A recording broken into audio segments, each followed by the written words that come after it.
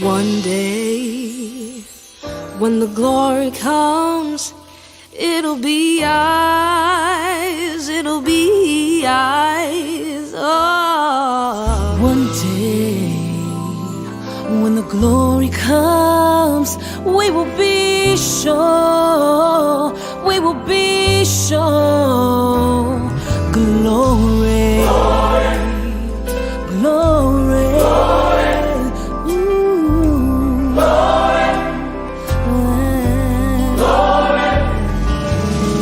To the heavens, no man, no weapon formed against, yes, glory is destined.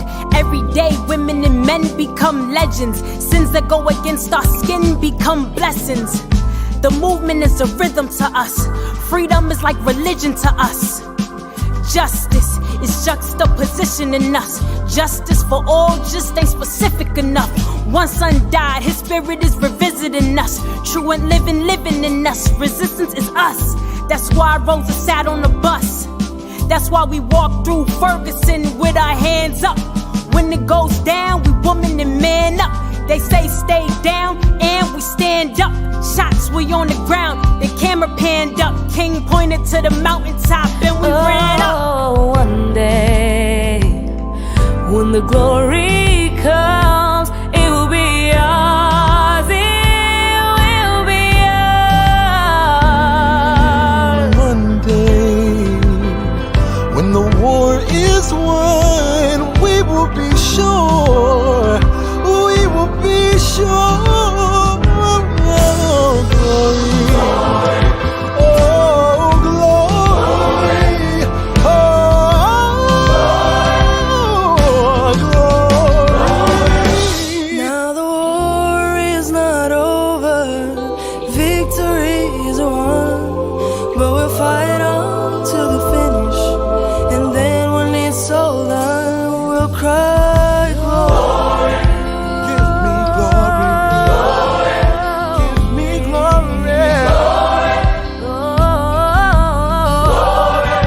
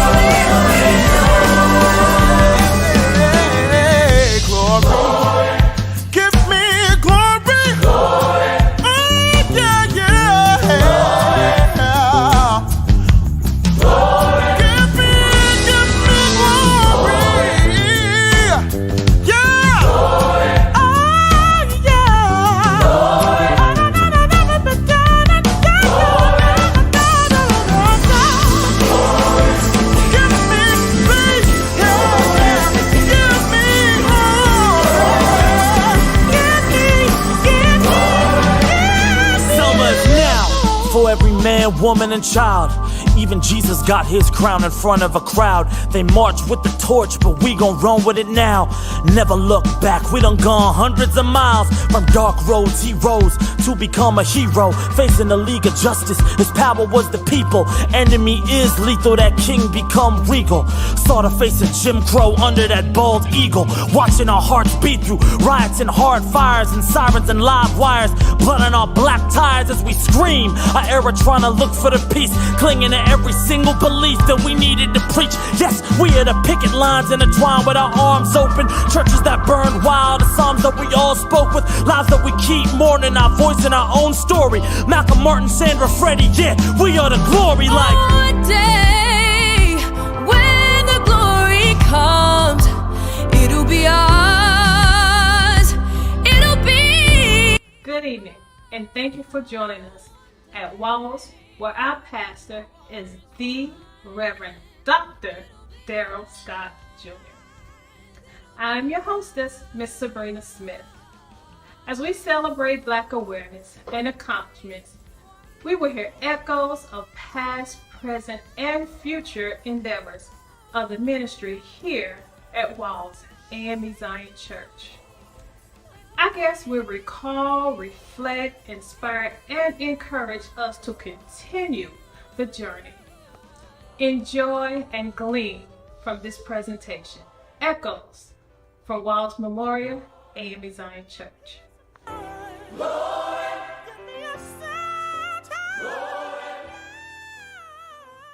I always thought it was an older congregation, and not a lot of people. But as I stated earlier, I was really not that much into church. Gotcha.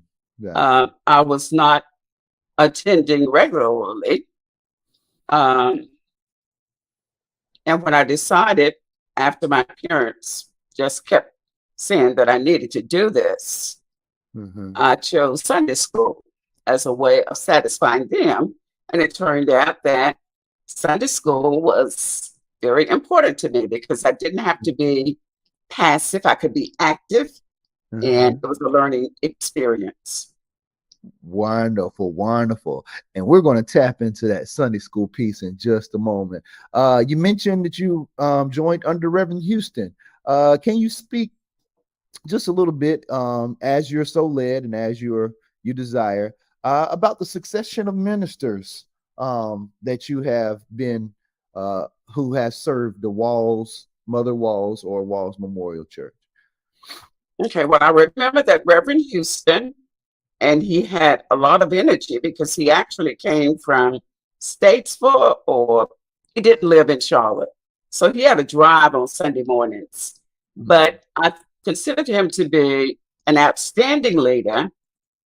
I considered him to have vision because he recognized the fact that we needed to move from the location where we were. And I was not involved in any of the groundwork for laying that foundation, but it was done with ease. And it was done by the time I found out about it, it was ready to happen. I don't know who found the location, but at the time it was a beautiful church in a community. And of course, there was the possibility of the community being a part of Walls. So I guess in his mind, he saw growth. He saw a way to grow and to include the community and outreach programs. Don't remember a lot about him, but I don't think I ever heard him raise his voice. He was a strategic planner. And I think he was just an overall good leader because I saw what he did when he went to the church in Pineville. They built a new church. Oh, wow. Wow. Under his leadership. Amen. And I cannot think of the name of the church, but it's close to Pineville, Sterling School. Okay. Good deal. So he has a history of being able to bring about change. Wonderful. Now, you are our immediate past Sunday school superintendent, and you have shared briefly about your passion of Sunday school and how that was perhaps the springboard to your involvement to the church, if I'm assessing your conversation appropriately. So won't you talk to us about what Sunday school was like, how it progressed, and has much changed? Just share your reflections of the history of our Sunday school department since you've been a part. Okay, as far as I can remember, 2 classes existed when I joined the church. We didn't have the fellowship hall, and we had the AP Mars class, and we had the EA White class. Now, the AP Mars class had some couples who had recently married. I joined the AP Mars class, even though I was single, but we had couples in the class, and we had some outstanding teachers, one being Ray Green, and I remember Worth Williams was in the class, Gene McCullough was in the class, Pat Sharp's father was in that class, and then the other class had older members, the Clausens and the older Giddings. But it gave me a chance, and I knew absolutely nothing about the Bible. I was not an astute student, but I was willing to raise questions, and I had a lot of challenges that I faced in trying to read the Bible and to understand things about it. So it was a way for me to find out when I needed to know. And I think I took great lessons from the teachers because they taught from the Word, they taught from the Bible, and they did not interject their opinions about things. So I was not influenced by anything except the Word. We didn't have anything other than a textbook, and that was the Sunday school book. We didn't have visual aids. We didn't have posters. We didn't have charts. It was strictly lecture, but you had the opportunity to raise questions if you needed to. So as I read the Bible, and if I can pause you there, what type of numbers are in these classes? And then you can continue if you will. then it was probably about 10 students. And we sat in traditional rows and hard chairs. You had to sit upright because of the chair. These were wooden chairs, didn't offer any comfort. But that was the role that was, that's what was happening as we listened to the teacher. We were able to ask questions, and I did ask a lot. I wanted to be there. I looked forward to going. And every Sunday, I was in Sunday school. Then I saw what happened when Reverend Shipman came on board. Mama. We grew. And there are some documents. Last week, I was working on cleaning out the library, and I saw some records. And I do believe in data. I believe in collecting information and using that information to plan strategies to make improvements. And I saw the books that I maintain, and I can tell you there are at least 6 of them when I was secretary that show what happened every single Sunday that we had Sunday school. Wow. You know, we started to grow, and we looked at ways in which we could raise money. And the EA White class competed against the AP Morris class because I had presented an idea to the Sunday school department that we needed to get some chart racks because teaching was more than someone lecturing. So we were able to buy all of the chart racks that you see right there in the church. We bought 5 or 6. I don't know where they all are. I think it's probably only 2 or 3 around. But we bought those chart racks, and the AP Morris class was the younger class. And of course, we won that competition. How about so that? We soon discovered that competition was a way to really make people work at achieving a goal. We were also able to have not just the AP Morris class, and the AP Morris class was called the Builders. There was the EA White class. There was a Seekers class. Mr. Blaylock taught the Seekers class.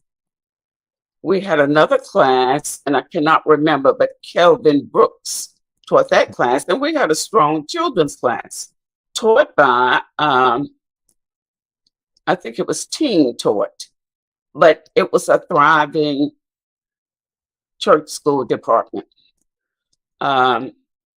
It was also during that time that we decided that we wanted to do some more things in terms of teaching, and we started to have some workshops. And then when I became superintendent, I had all of these grandiose ideas because I came from an educational background. Right. And I knew that the first piece of equipment that we purchased was the overhead projector so that we could use transparencies. Yeah. So that we can use acetate in our presentation. So we have an overhead projector that we still use sometimes in Vacation Bible School when we can't get to the data projector. But we bought a data projector and we bought the cart. And so some of us started doing lessons using PowerPoint, which was another way to encourage people to attend They didn't have to be passive, they could be active, and it was especially good for the visual learners. Yeah. We did workshops under my leadership, and we always set goals. And I do believe in goals where you plan, you act, and you do.